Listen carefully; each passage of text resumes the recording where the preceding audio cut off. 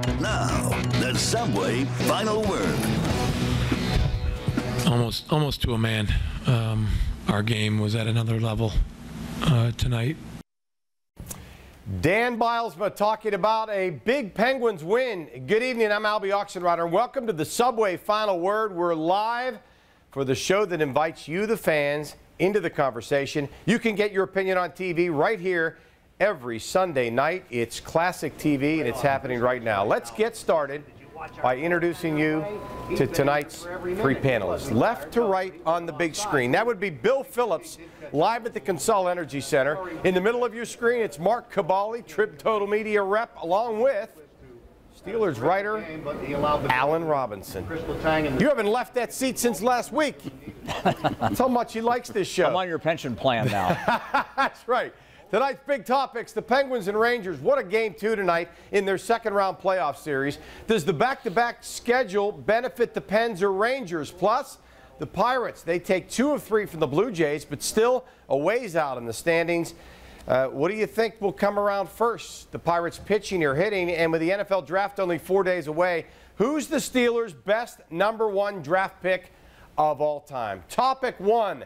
Talking Penguins. Did tonight's game convince you that the Penguins will win this series?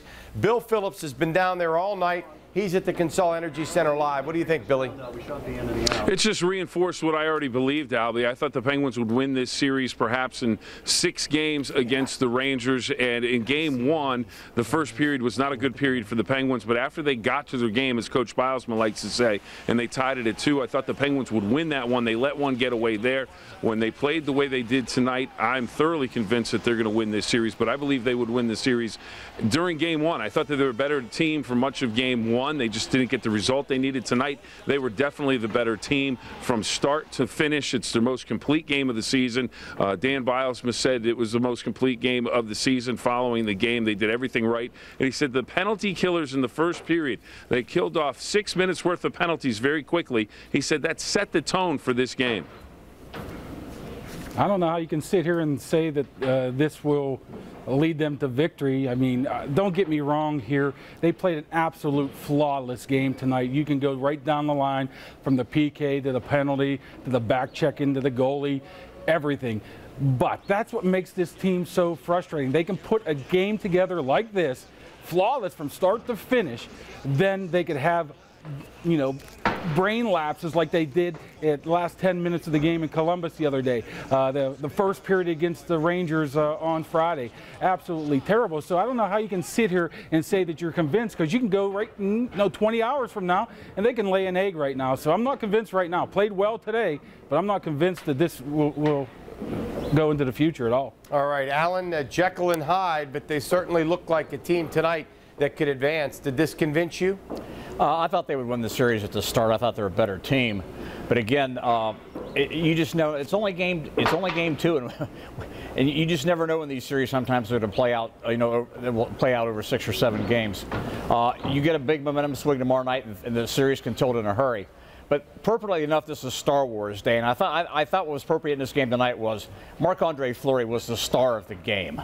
He was the guy with the lightsaber or whatever it is, and you know what? A year ago, people in this town were writing this guy off as a big game goaltender.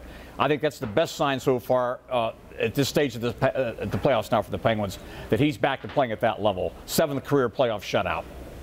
All right, Bill and Alan and Mark, thank you. A reminder, keep your comments coming. You can find us on Twitter at WPXI Final Word and on Facebook at The Final Word. Your tweets and your posts will be scrolling down the left side of your screen. Topic number 2 is the goal-scoring drought by Sidney Crosby. Is too much being made of this?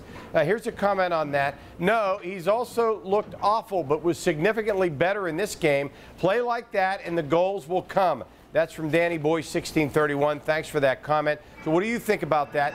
We're going to stay with the Pens and shift the subject to Sid for tonight's second topic. Is too much being made of this goal-scoring drought? Mark, what do you think? I don't think so. I mean, it's a big deal. when you're considered one of the best players in hockey, best players over the past 20 years, when you're being compared to Mario Lemieux, Wayne Gretzky, you better score goals, you better help set up goals, you better help set up and score goals in big games. And Crosby hasn't done it for 13 games. So we're not making too much of it. However, great step tonight, played absolutely tremendous. He will eventually get that goal and move on, but you know, it's a big deal. Yeah, I mean, we make it a big deal because it is a big deal. He has to be up there with the top guys, and he isn't right now. Bill, what do you think, and how much of the conversation in the locker room tonight was about Sid extending this goal-scoring drought to 13 games? It's a big deal. He's the best player in the world, and if you're the best player in the world, like Mark said, you're going to be under that microscope. So until he gets that goal, it's going to stay there on him. He doesn't seem to have a problem with it. He was not available after the game today. I think that might be a good thing. Got out of the locker room early, didn't have to talk to the media. His teammates did. Sutter and Stepniak both believe he played his best game of the playoffs to this point. It looked like there was a different jump in his step, a little more energy. He made some great rushes on net.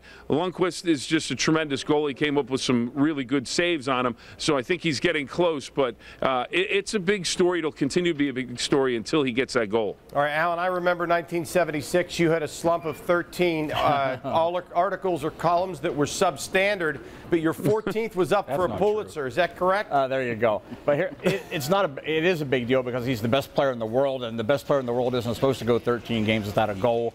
But I'll tell you, this reinforces what I think what we talked about last week.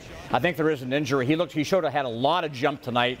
Really seemed to skate well, which would indicate that maybe he took an injection or something today, maybe in the foot or something like that, because it just really seemed to be flying out there today. I still think you'll find out at the end of the playoffs, so he's had some kind of injury. All right. For the record, Alan has never had anything substandard. Thank you, gentlemen. We'll be talking more Penguins hockey in just a few minutes. First, we're going to switch gears and talk a little baseball.